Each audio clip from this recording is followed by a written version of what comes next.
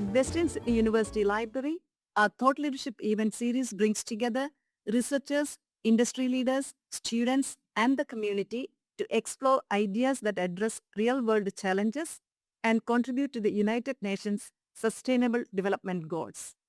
Today's topic, turning food waste into value through research and commercialization, highlights how research and innovation can help tackle one of the world's most pressing sustainability challenges. Through circular economy approaches and industry collaboration, food waste can be transformed into valuable products that generate environmental, social, and economic benefits. This work aligns strongly with the UN SDGs such as responsible consumption and production, climate action, industry, innovation and infrastructure, and partnerships for the goals. We are delighted to be joined by two distinguished speakers today. Associate Professor Dharma Hagare from Western Sydney University is a leading researcher in sustainability engineering and circular economy solutions with a focus on converting food waste into valuable resources.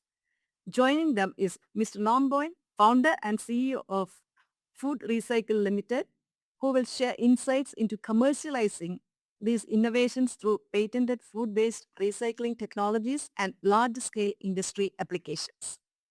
Together, they offer a unique perspective on the journey from research discovery to commercialization and real-world impact.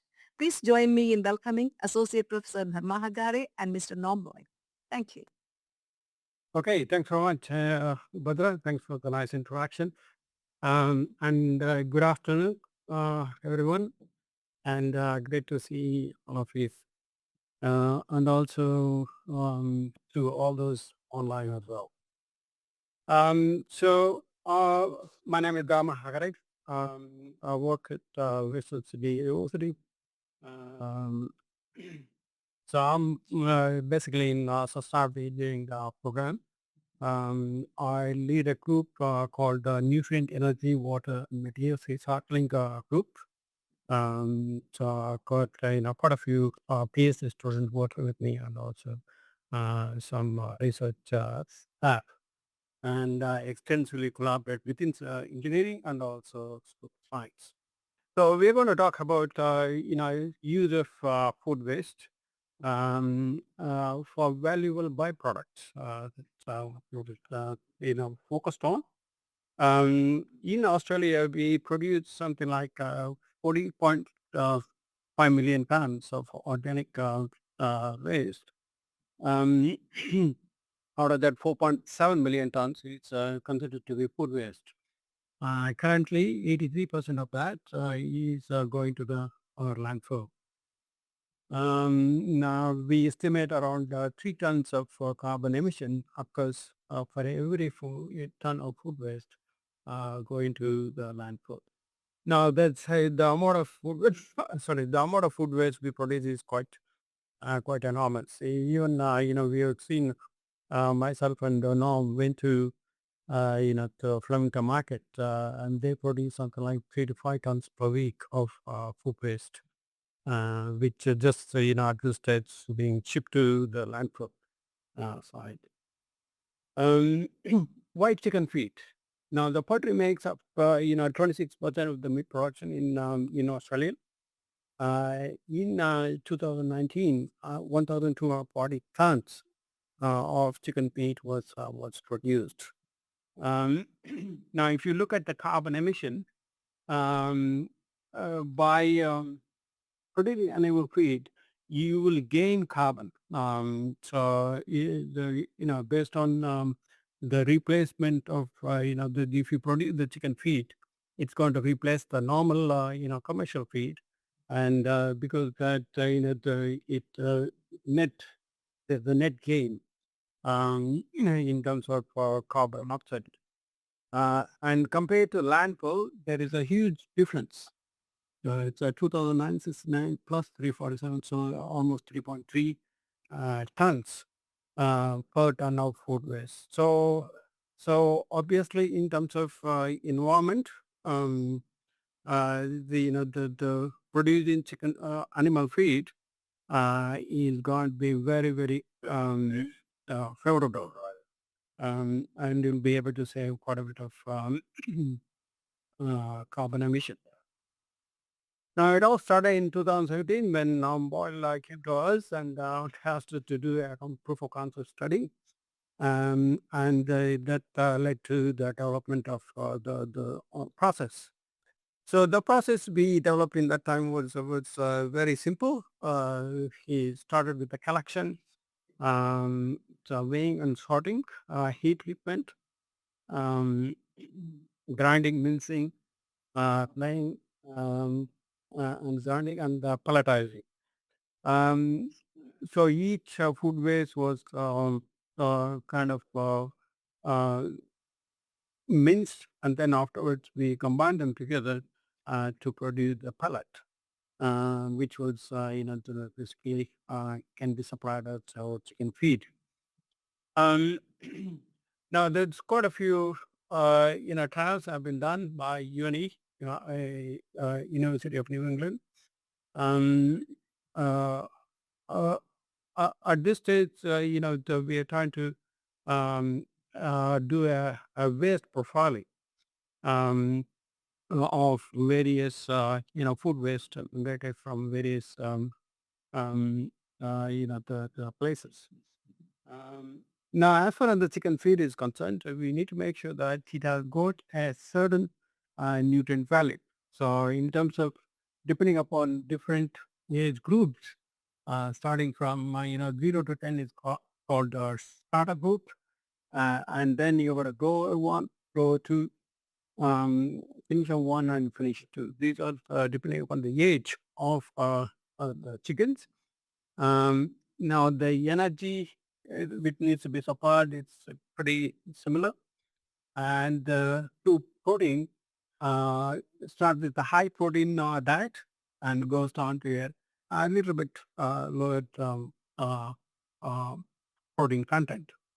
Um, and also we need to make sure that the amino acids are there in the feed, and some minerals, the cations like sodium, potassium, so on. So the feed has to be balanced. Now, in order to get that balance, what we need to do is we need to um, bring together a few waste sources and, prepare appropriate, chicken feed, which then can be supplied for to a commercial the grower.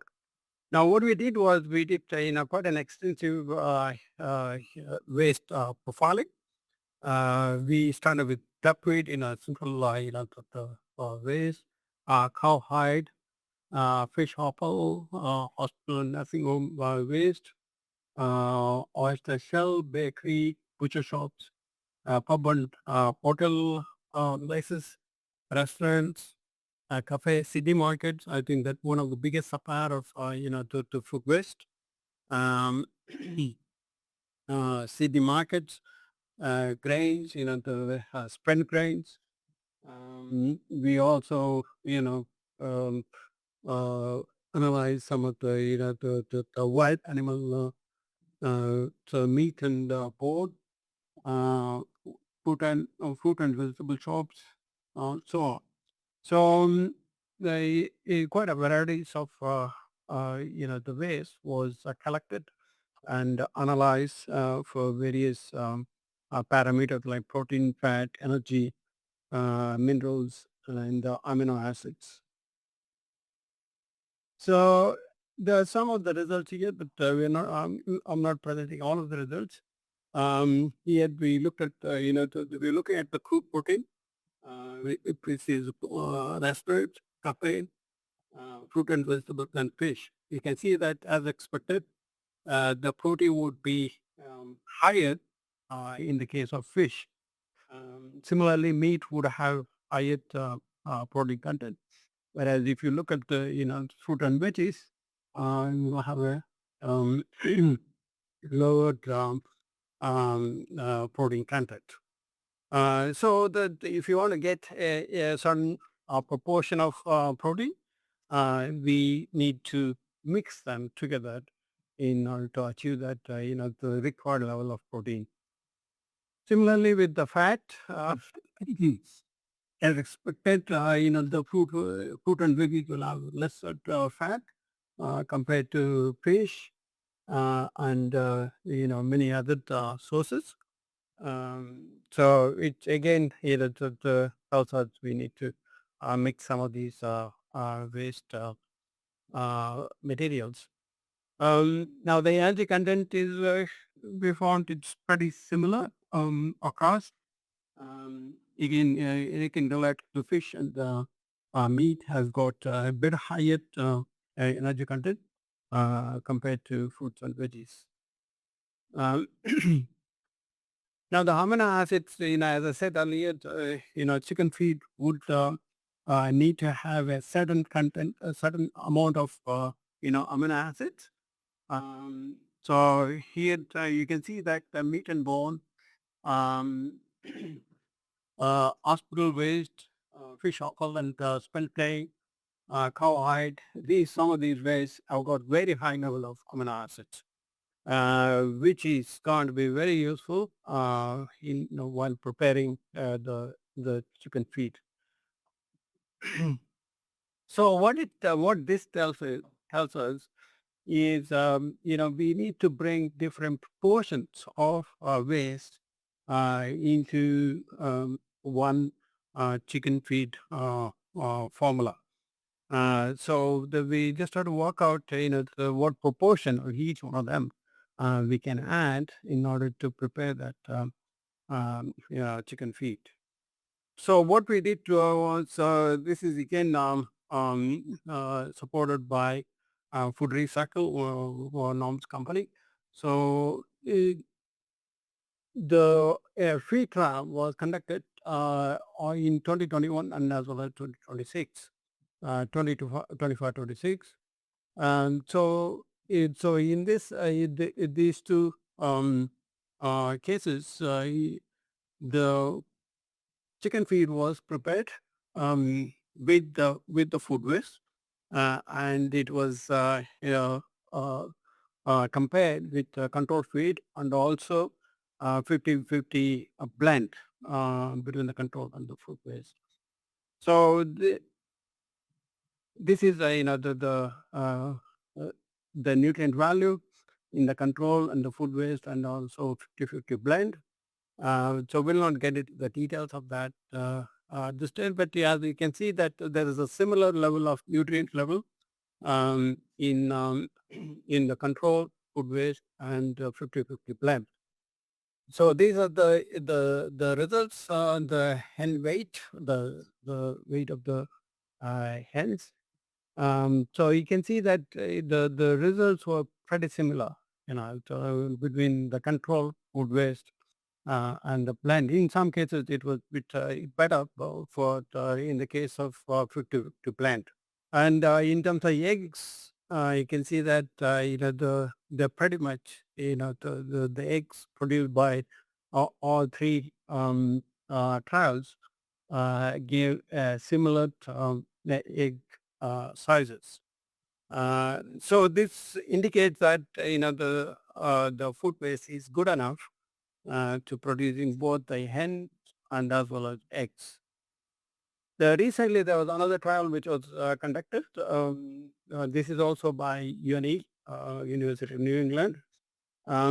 So here, they were compared with the weight gain by the chicken, uh, feed intake, how much food is, how much chicken feed is taken up by the chicken, um, and feed conversion ratio. That is the weight of the feed consumed per unit weight of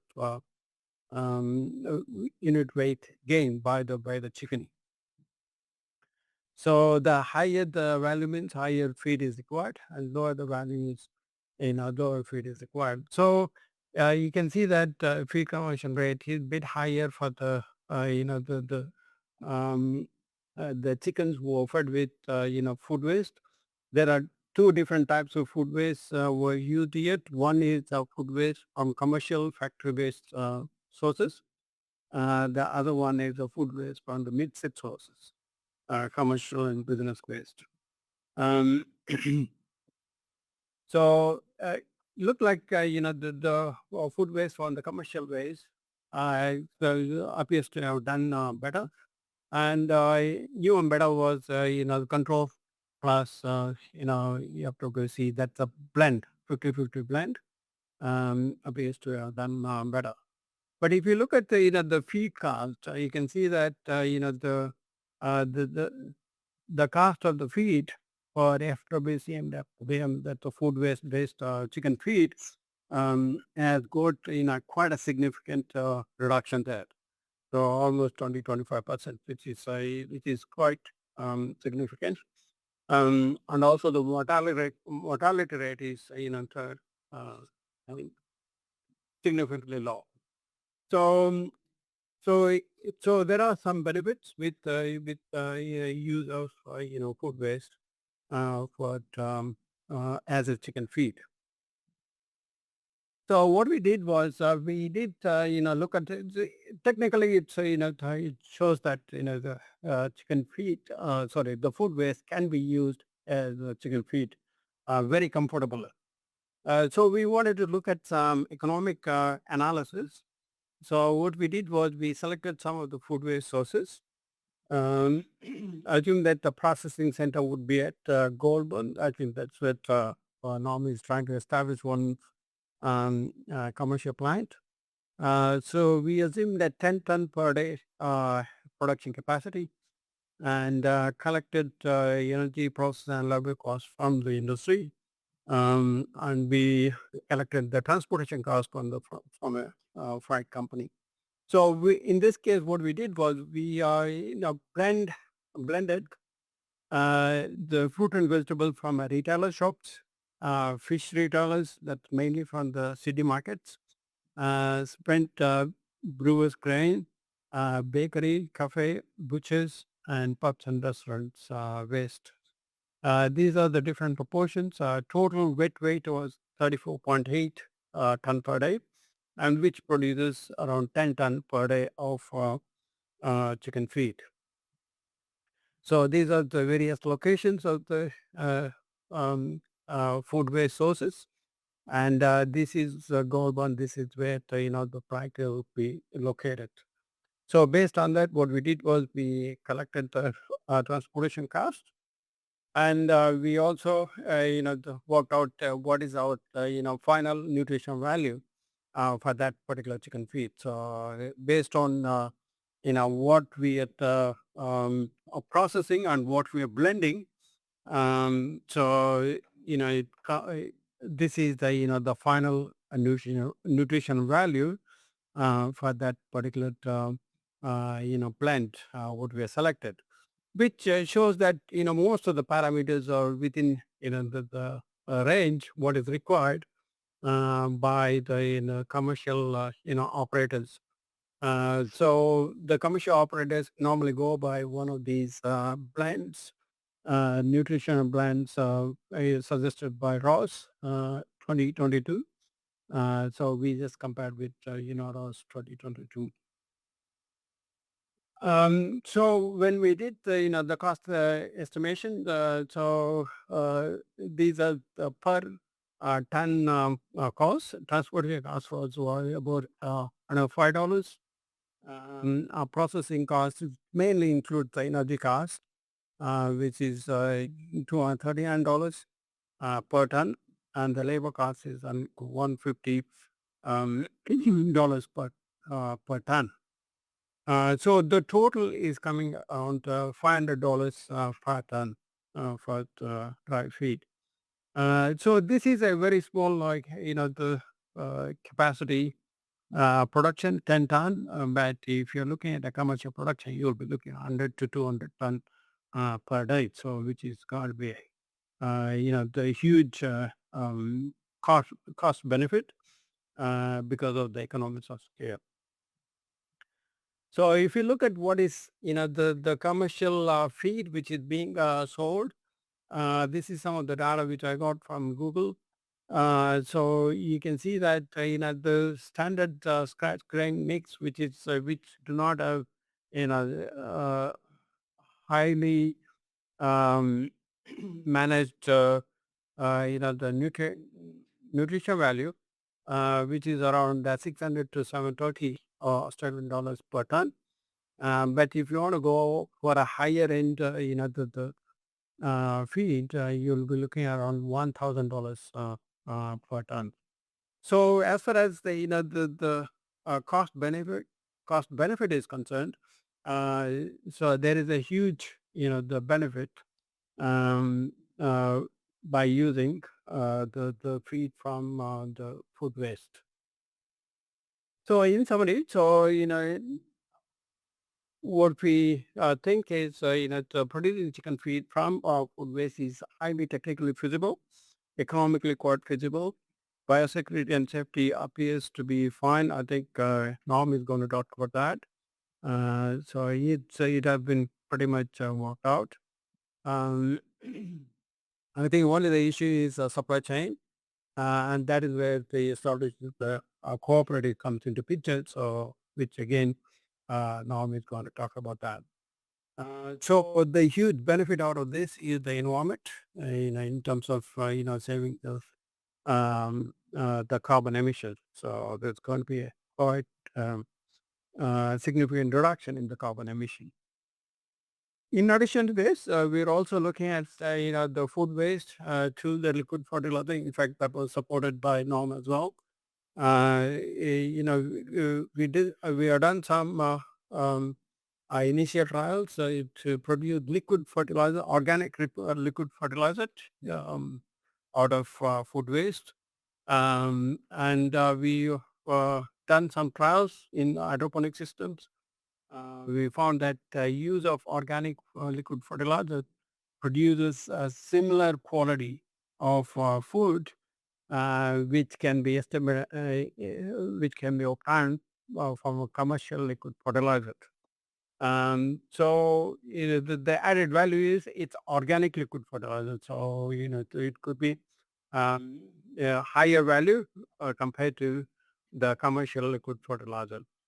Um, so, so this could be another product which can be produced from the food waste.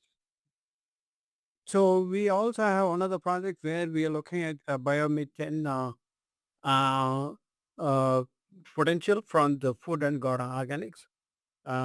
So which we call it as FOGO. It is the current regulation says that the FOGO needs to be diverted away from the landfill by 2030.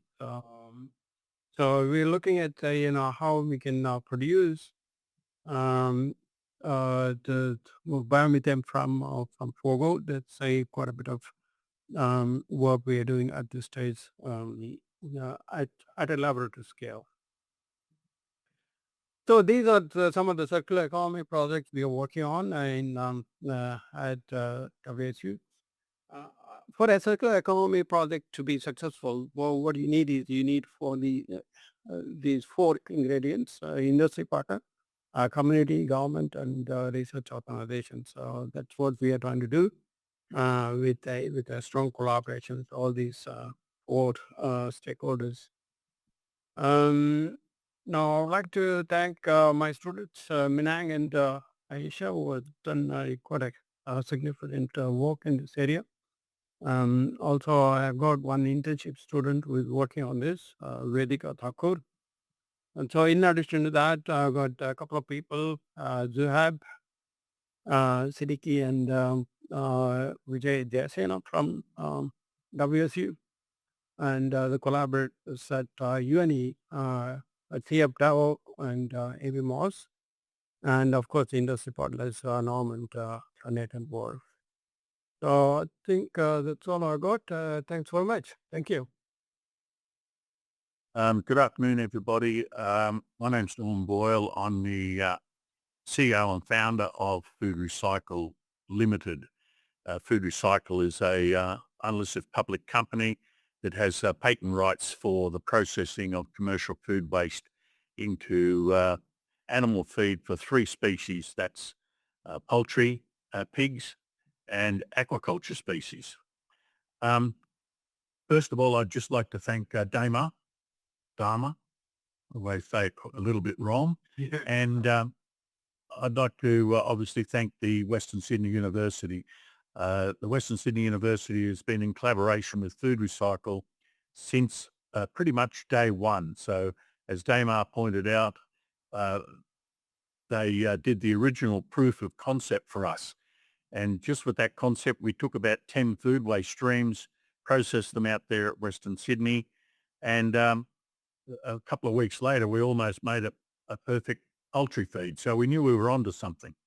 But after many, many years of research and development, because it seems like a fairly simple idea to take food waste and just let's give it to chickens and see how we go. But there are major biosecurity and other concerns, because the big factor is very simply that food waste varies every time you collect it in its nutrient profile and in its amino acid content. So you have a very varied material coming into a production facility, and the farmer has to have an exact material repeatable every time he gets the feed. It can't have 22% protein today, 16% tomorrow, amino acids different. It has to be exact. So how you take a very varied material and bring it through a production facility and deliver on exact every time. So the simple answer is that we don't care about what comes in. Restaurant food waste, for example, will vary every single time you pick it up. And not only that, you have a whole variety of restaurants, Chinese, Lebanese, steak houses, and we put all the bones in, the oyster shells, the lobster tails, everything goes in, everything except rubbish, hopefully.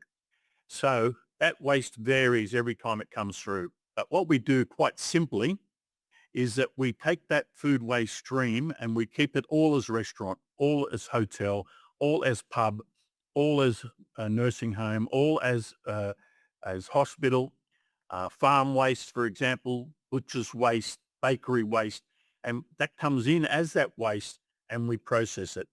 The processing procedure is essentially a dehydration.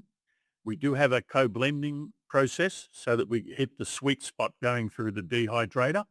We dehydrate the material to a dry granular powder. And then the important thing is that we put it through a biosecurity chamber that has been designed by a gentleman called Ron Glanville, Australia's leading biosecurity expert, sought after man all around the world. And again, I'm sure he's busy with bird flu coming into Australia. Once it comes out of the biosecurity chamber, we cool it down and we store it in huge silos, 50 cubic meters of restaurant waste, 50 cubic meters of beef, meat and bone, 50 cubic meters of bakery.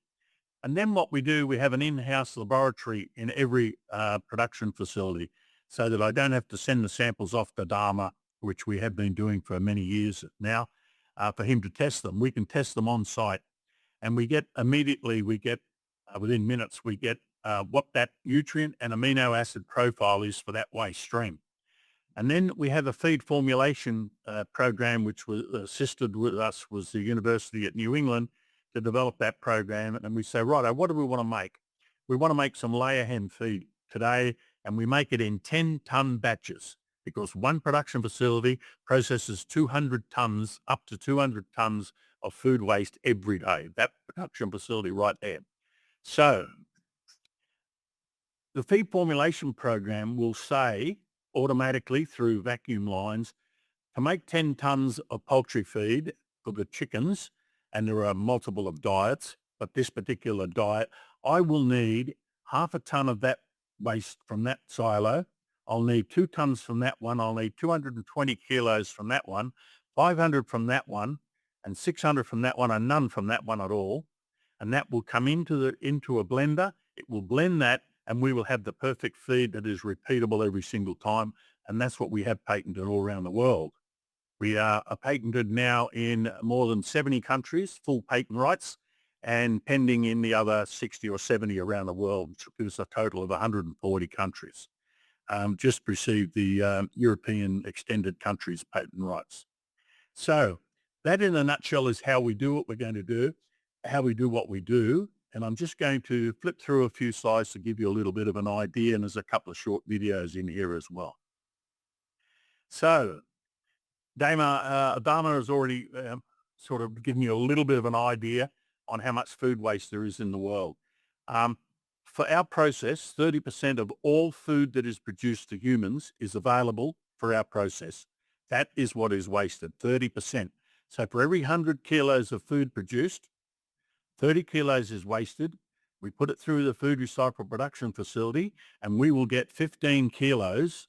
Half of that food waste will be now a dry granular powder available for poultry, fish, prawns, or pig feed. So these are really just interesting statistics.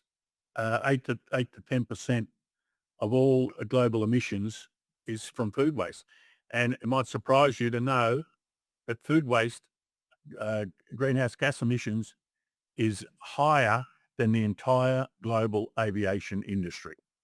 So that sort of puts it a little bit into perspective. In Australia, 10 stadiums and so on and so on. So you can have a look at that. Essentially, we can break down what we do into 5 steps. So step 1 is collection. We've recently patented some new collection systems because the industry needed a big shake-up in terms of collection of food waste because they treat it as what? A waste. It's not a waste. It's actually a very valuable commodity. You were eating it probably at lunchtime or dinner, and just because that night it's put into a bin, it's called waste. It's actually a very valuable material. So collection is important.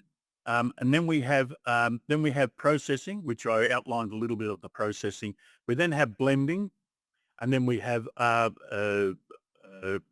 in some cases we don't even need to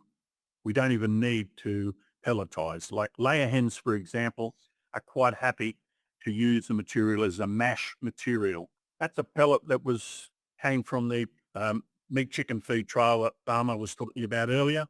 This one here is just straight out bakery waste. And this one here is hospital and nursing home. So our partners, as you can see, we're New South Wales government approved. Every state in Australia requires slightly different regulations and approvals. So we've had to, over the last 3 or 4 years, get all those approvals in place. The kill step's very important. Independent validation by UNE from a feed perspective, from this perspective. And of course the CSIRO, where we've done 3 trials. This is what we call cool bin technology, which was patented this year because we had a number of meetings with waste producers. Without exception, every food waste producer, a restaurant or a cafe or a pub, was dissatisfied with their collection system and what was happening with their food waste. So we developed a patent called Cool Bin, and this bin is actually an esky. So it's a bin like you have at home, but it's actually an esky. And it fits into a freezer unit with the freezer in the back, and it can be now located in the restaurant or in the back alley if needed. So there's 2 sizes, but I'll just pull one up so I can show you. This is a 3D printed model, the 3D printed model of the cool bin system. So this would sit in the restaurant, and you'll see this in a moment. It opens up, and there's the bin, and it goes off. He puts the bin out at night when he's finished, and that bin will then be collected. It's locked, can't be opened until it gets to the factory. It will then be washed and sterilized at the factory rather than in the back alley of the restaurant. And when he comes back into the restaurant, he'll place the bin in there and it seals around the top. He can then open the lid because this actuates an opening. There's a reader here that reads the fullness of the bin. So half empty bins no longer get collected. It will delay the collection system for the truck to pick it up. And that's how it closes the bin. So I think the next slide will probably provide some information on that.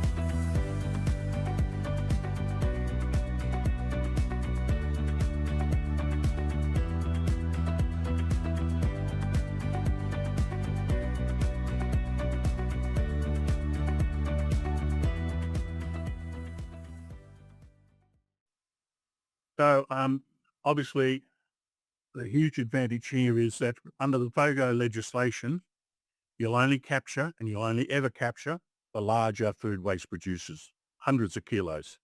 Whereas if you're a small restaurant with 20 or 30 litres a day, you're disproportionately disadvantaged because your bin can't be sitting in the restaurant all day. It's got to be collected every couple of days at least. Now we can go from a collection every couple of days to a collection every week or 10 days, or here, maybe every 20 days. So now, instead of an $80 collection every 2 days, you're talking about a collection every 10 days at $80. And we have a full bin, not half empty bins. We also have, instead of Veolia, Bingo, Richards, trucks running around with big diesel trucks, tipping it all in, we have electric vehicles, and we have just modelled all the economies of this, and it means massive savings for the waste producer and huge reduction in costs for getting the waste to a processing facility. So that brings us to this slide, which must have happened automatically. In Australia, our commercialisation model is a cooperative. This cooperative here is a cooperative of food waste producers. You might be a butcher, you might be a restaurant, you could be a cafe, you could be a hotel, be someone else. But guess what? The small restaurant owner over here, this gentleman here, he only has 20 or 30 kilos of waste a day. And this gentleman over here is the Homebush Markets. And Dharma, I don't want to pick him up too much on this, but he underestimated what Homebush has. It has 20 tonnes of fruit and vegetable waste every day. 20 tonnes. That's one huge tick truck every day. But if this gentleman here is sitting in the same room as this guy with his small waste, they have a common problem. You have waste and you have waste, and you can sit together and talk about the same problem. So therefore, in a cooperative of waste producers, you have people who have a united problem and therefore a united way of wanting to get out of that problem. They all want lower costs, and nearly all, Dharma's office did several years ago a survey for us of restaurants, 35 of them, and 17 of them were paying their waste producer extra money if they guaranteed it wouldn't go to landfill. So there is goodwill out there. It just needs to be harnessed, and this is the way to harness it. Okay. So a waste producer joins a cooperative. Food Recycle, I'm here over here. I've licensed already this cooperative, New South Wales ACT, with our technology. They're sourcing land at Goulburn, and at Goulburn, they will build a building like this building here, and we will come in and build all the machinery and all the production equipment in there to process a maximum of 200 tonnes every day for one production facility. And Goulburn needs 15 of those just to manage the waste in the Sydney, South Coast and Canberra region. 15 of those facilities, 1 million tonnes of food waste per year over 15 production facilities. That gives you an idea of the scale of the problem. So how do we compare with others? Probably should have taken black soldier fly out of here because the last black soldier fly facility in Australia failed recently, and it was never really. I know the lady really well. I've been on plenty of speaking panels with her, but when you need to get $8,000 a tonne for your protein meal, which is one ingredient in a complete feed, you're not going to get there because soybean, which is about equivalent, is $1,100 or $1,200 a tonne. So it was never going to really happen. But you can see there, composting $30, electricity, it's marginal. We've got one or two facilities in Australia, and for every tonne of food waste, we can get $390 for it. So you can see there is absolutely no comparison. I don't care what waste industry you're in, it will always be a factor of what is the highest and best use of the material. And you might have 10 different people trying to do things with it, and eventually it'll come down to one way of doing things simply because that's where the value is, that's where the money is, that's where you're going to make money, and you can be valuable with it. So they're the people that we've worked with. And New South Wales Health was really interesting because one of the waste streams was from the Bega Hospital that went to Armidale for its latest feed trial. And if I had a bit more time, I could talk more about that. Hi, my name's Norm Boyle. I'm the CEO and founder of Food Recycle Limited. Food Recycle holds globally patented technology for the conversion of all commercial food waste into animal feed for the pig, poultry and aquaculture industries. Today, it's great to be back here at the University of New England, working with the poultry science team headed up by Dr. Amy Moss. I'm Dr. Amy Moss and I'm a poultry scientist at the University of New England, and I research sustainable feed for chickens. Roughly 7.5 million tonnes of food waste goes into landfill each year in Australia, but it actually still contains valuable nutrients. This is important because the cost of feed makes up 70% of the cost of production. As food waste is significantly cheaper than commercial poultry feed, it can potentially provide significant environmental and economic benefits. Previously, we did a trial in laying hens that showed that food waste was a successful feed source. Now I'm honoured to have received a DECRA grant from the Australian Research Council to continue exploring food waste in meat chickens. As part of the grant, I'm partnering with industry to ensure the best value for the poultry sector. Our trial explores using several waste sources, from commercial sources such as brewers' grains and bakery waste, as well as from businesses such as TAFE colleges, restaurants and hospitals. The trial runs for 42 days over the entire production span of a meat chicken. We are exploring 3 food waste treatments in comparison to a commercial control diet. Each treatment has 4 diet phases and is pelleted to match industry practice. Each diet has been formulated using the nutrient content of the food waste streams to match the nutrient requirements of the chicken. We will be measuring performance, metabolism, economic and environmental parameters. This 42-day meat chicken feed trial follows on from the highly successful layer hen feed trial conducted by the University of New England, where the food recycled feed actually outperformed the commercial control diet. On behalf of the Food Recycle Board of Directors, I'd like to thank several people and organisations. First of all, I'd like to thank the hard-working science team here at the University of New England that's headed up by Dr. Amy Moss, as well as the federal government for funding this very important research initiative that will take a problematic waste out of landfill and deliver on sustainability, circular economy and food security outcomes. I'd also like to thank my team for the collection and processing of 11 food waste streams that allowed the university to formulate multiple diets for this feed trial. Thank you also to the 11 food waste producers and the New South Wales Government for their collaboration. Stapleton Meats, Club Sapphire Restaurant, South Coast Fish Processors, the Bega Hospital and the Bega TAFE College for the supply of their food waste for processing. Finally, I'd like to thank the Food Recycle shareholders for their past and ongoing financial support that is allowing Food Recycle to commercialise across Australia and the Pacific. This will take millions of tonnes of food waste out of landfill and deliver lower feed costs to the poultry industry.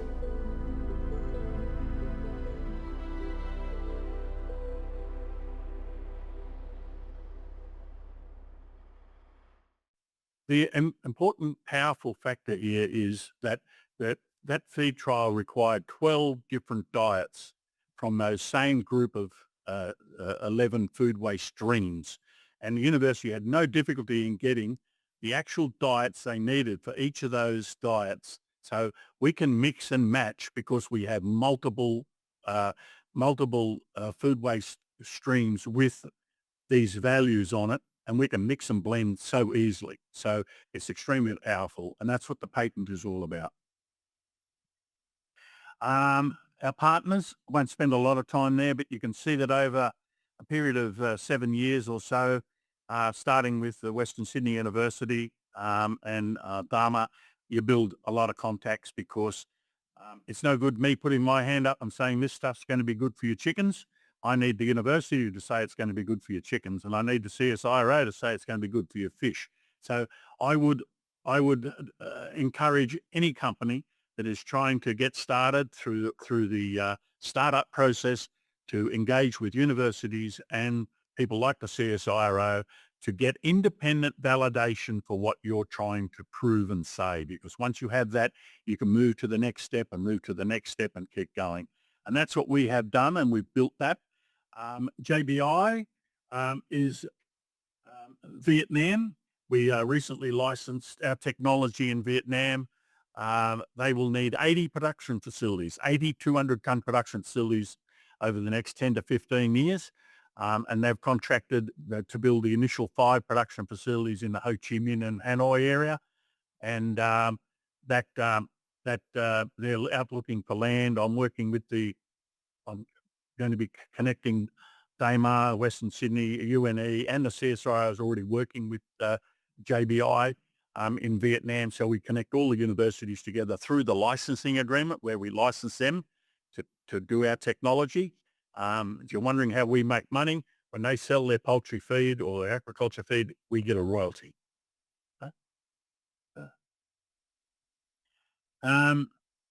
Technology validated. I think I've gone through a fair bit of this.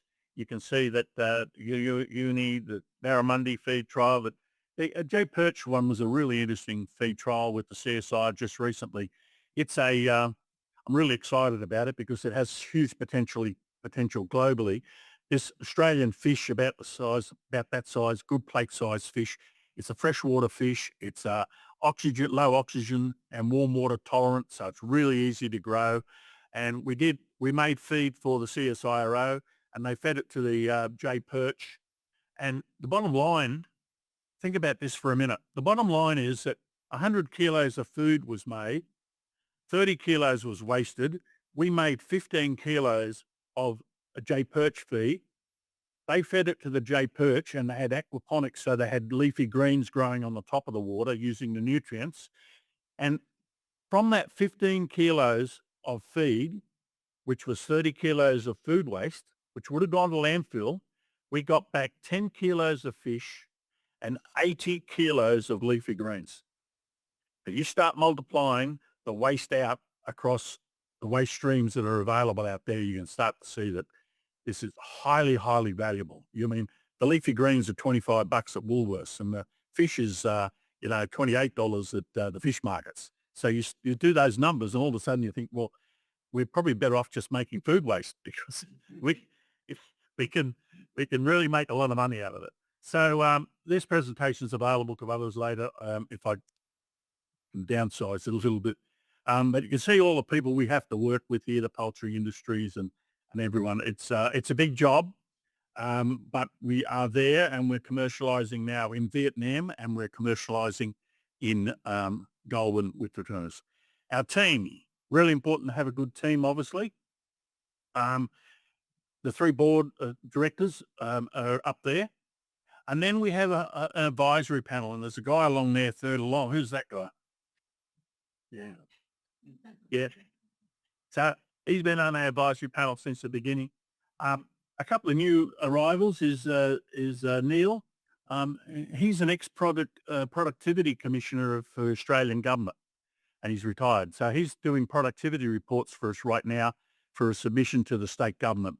And it's just mind-blowing, the productivity that can come out of this. Australia's struggling with productivity, but we can deliver on huge productivity gains. There's no question about that.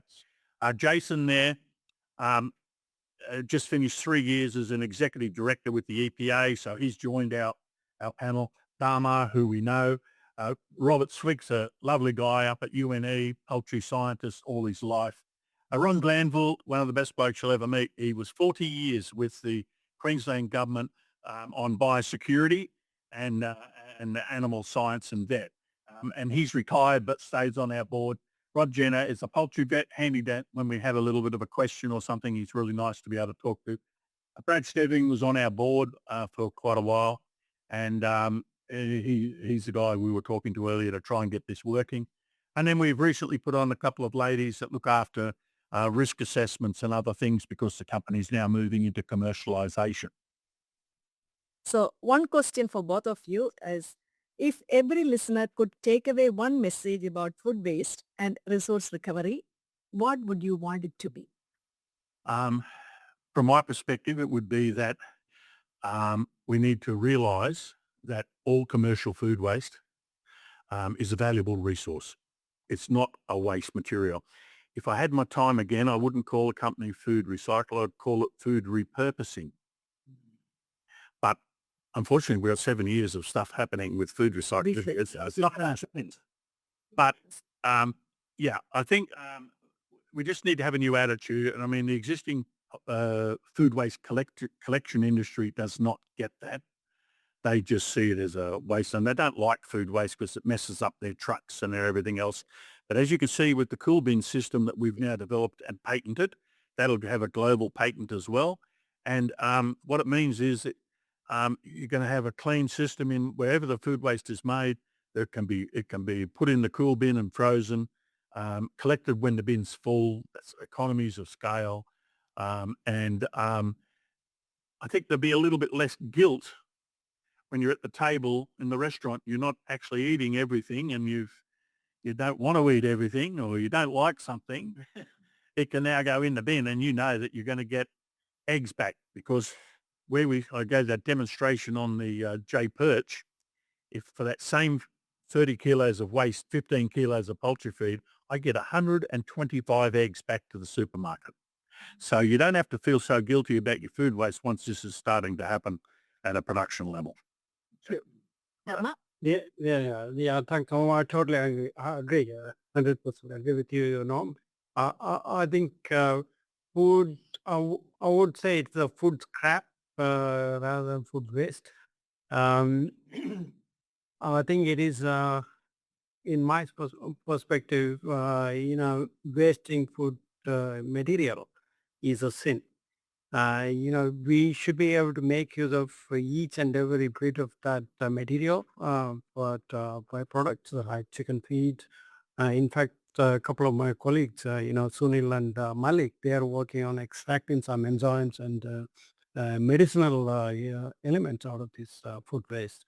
I think there's a lot of good stuff there. I think, thanks so much for taking this up. It's your career. And I know, you've done a lot of work in this area. And you have been very persistent. I think that is what is important here. And one important thing here is, the bringing together lots of people. I think in some of these areas, you really have to bring lots of people. I think that's what you've done. So I think with that, I'm sure this is going to be a very successful venture. Thank you so much, and thanks everybody for coming online as well as in person. Thank you.